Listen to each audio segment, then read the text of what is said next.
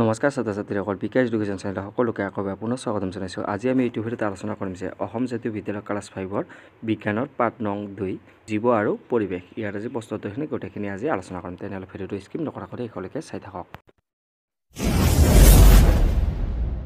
প্ৰথমতে আমাৰ 1 নম্বৰ প্ৰশ্নটো দি আছে যে পৰিৱেশ বুলিলে কি বুজা যায় লিখা। ইয়াৰ উত্তৰটো এনেকৈ লিখিব লাগিব যে উদ্ভিদ আৰু প্ৰাণীৰ থকা ঠাইক আৱাস বোলে।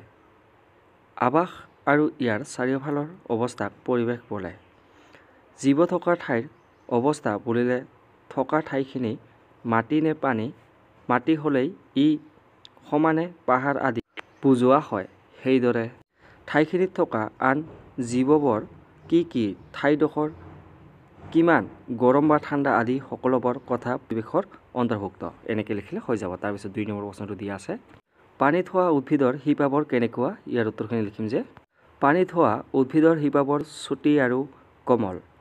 শিপাবোৰ থোপা বান্ধি থাকে। শিপাবোৰৰ গঠন সুকীয়াভাৱে পানীত জীয়াই থাকিব পাৰে। এইখিনি লিখিলে হৈ যাব। তাৰপিছত 3 নম্বৰ প্ৰশ্নটো দিয়া আছে যে আমাৰ অভিযোজন বুলিলে কি বুজা লিখা। ইয়াৰ উত্তৰটো লিখিম যে সকলো জীৱই বিভিন্ন উপায় আৰু কৌশলৰ সহায়ত নিজৰ পৰিৱেশৰ লগত খাপ খাবলৈ চেষ্টা কৰে।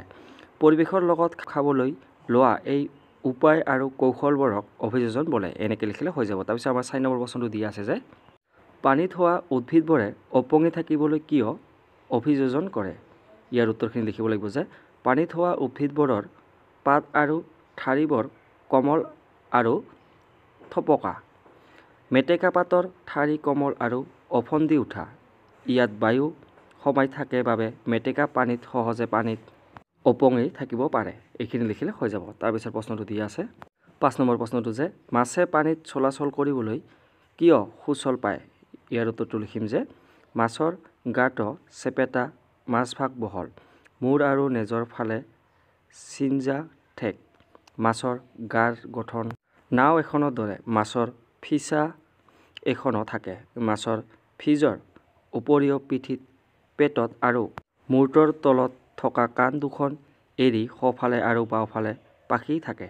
সেয়েহে মাছে ফিছা আৰু পাখিৰ সহায়ত অনায়াসে পানীত চলাচল কৰিব পাৰে। এইখিনি লিখিলে হৈ যাব। তাৰপিছত প্ৰশ্নটো দিয়া আছে ইয়াৰ পিছত 6 নম্বৰ প্ৰশ্নটো দিয়া আছে যে হাঁহৰ ঠেঙৰ আঙুলিবোৰ পাতল ছালেৰে জোৰা লগা। এনেদৰে পতা লাগি নথকা হ'লে কি অসুবিধা হ'লহেঁতেন। ইয়াৰ উত্তৰখিনি লিখিম হাঁহৰ ঠেঙৰ আঙুলিবোৰ পাতলে জোৰা লগা। এনেদৰে পতা লাগি নথকা হ'লে হাঁহে পানীত সাঁতুৰিব নোৱাৰিলেহেঁতেন। এনেকৈ লিখিলে হৈ যাব। তাৰপিছত প্ৰশ্নটো দিয়া আছে 7 নম্বৰ প্ৰশ্নটো যে উটৰ কোষ্ঠৰ উপযোগিতা কি। ইয়াৰ উত্তৰখিনি লিখিম যে উটৰ কোষ্ঠত অধিক পৰিমাণে পানী আৰু চৰ্বি জমা হৈ থাকে। মৰুভূমিত ঘূৰি ফুৰোঁতে খোৱা খাদ্য আৰু পানী নাপালেও উটে জমা কৰি ৰখা পানী আৰু চৰ্বি ব্যৱহাৰ কৰি ঘূৰি ফুৰিবলৈ শক্তি পায়। এইখিনি লিখিলে হৈ যাব। তাৰপিছত প্ৰশ্নটো দিয়া আছে 8 নম্বৰ পৰ্বতৰ প্ৰাণীবোৰৰ গাত দীঘল নোম কিয় থাকে। ইয়াৰ উত্তৰটো লিখিম পৰ্বতত শীতৰ প্ৰকোপ অতি বেছি।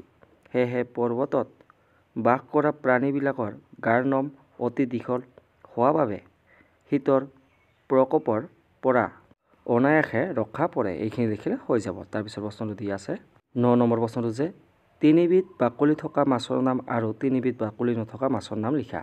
ইয়াৰ উত্তৰটো লিখিম যে বাকলি থকা মাছৰ নাম লিখিম যে আমি ৰৌ, ভকুৱা, কাৱৈ। তাৰপিছত বাকলি নথকা মাছৰ নাম লিখিম মাগুৰ, বৰালি, পাভ। এইকেইটা লিখি দিলে হৈ যাব। তাৰপিছত প্ৰশ্নটো দিয়া আছে 10 নম্বৰ প্ৰশ্নটো যে কিছুমান পোক পৰুৱা পানীৰ ওপৰেদি কিয় সহজে অহা যোৱা কৰিব পাৰে। ইয়াৰ উত্তৰটো লিখিম যে পানীৰ ওপৰেদি অহা যোৱা কৰা পোকবোৰৰ ঠেঙৰ গঠন বিশেষ ধৰণৰ। কিছুমান লোকৰ ঠেংবোৰ দীঘল, সেয়েহে পানীৰ ওপৰে জঁপিয়াই খোজ কাঢ়িব পাৰে। আনহাতে আন কিছুমান পোকৰ ঠেংবোৰ পঠাৰ দৰে, সেয়েহে পানীত অহা যোৱা কৰিবলৈ সুবিধা হয়। এইখিনি লিখিলে হৈ যাব। তাৰপিছত প্ৰশ্নটো দিয়া আছে ইয়াৰ পিছত 11 নম্বৰ প্ৰশ্নটো যে ভেঁকুৰে কিয় নিজে খাদ্য প্ৰস্তুত কৰিব নোৱাৰে। ইয়াৰ উত্তৰটো লিখিম যে ভেঁকুৰ উদ্ভিদ হ'লেও ভেঁকুৰৰ গাত পত্ৰ শৰীৰ নাথাকে। সেয়েহে ভেঁকুৰে নিজৰ খাদ্য নিজে তৈয়াৰ কৰি ল'ব নোৱাৰে। এনেকৈ লিখিলে হৈ যাব। তাৰপিছত প্ৰশ্নটো দিয়া আছে 12 নম্বৰ প্ৰশ্নটো যে কেকটাছৰ পাতবোৰ কাঁইটলৈ ৰূপান্তৰ হোৱাৰ কাৰণ কি। ইয়াৰ উত্তৰটো লিখিব লাগিব যে কেকটাছৰ পাতবোৰ কাঁইটীয়া হোৱাৰ কাৰণে পানী গছৰ বাহিৰলৈ ওলাই যাব নোৱাৰে। অইন গছৰ দৰে কেকটাছৰ পাত নাথাকে। এনেকৈ বা এইখিনি লিখিলে হৈ যাব। আজিলৈ ধন্যবাদ।